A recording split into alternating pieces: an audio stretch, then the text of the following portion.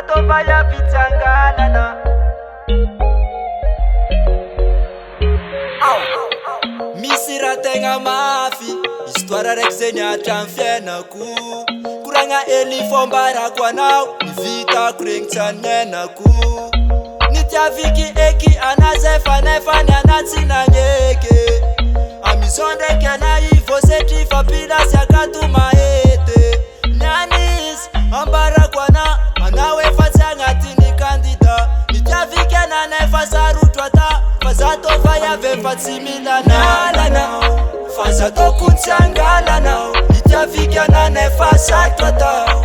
Menimenike fa tsy agny zato fa tsy nao mialanao. Fa zatoko tsy angalanao, nitiaviky ananay fa sarotro atao. Menimenike fa tsy agny zato fa tsy nao. Sisy vaiavy nitiaviky noatrana, izy koa le nandalo tamy masoko. Kegnany sa vaiavy mitsodrano ana, ko fitiavako ana fa voafafako. Nony avy tamina nialako ze olo nankaty aza. Amizao ndraiky ana vo manegny, fa zato vaiavy efa tsy nina.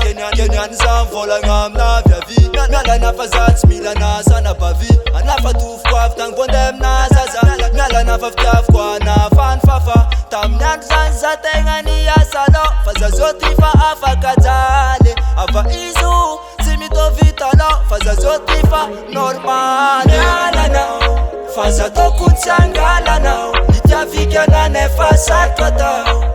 Menimenike fa tsy agny zato fa tsy nao mialanao. Fa zatoko tsy angalanao, nitiaviky ananay fa sarotro atao. Menimenike fa tsy agny zato fa tsy nao. Fehiny koragnako ajaise mankaty ana, manomboko ny anana namako, fa zato fa tsy nihina. Zatsika dalare, zatsika dalare, zatsika dalare, tiafose olo ntiava.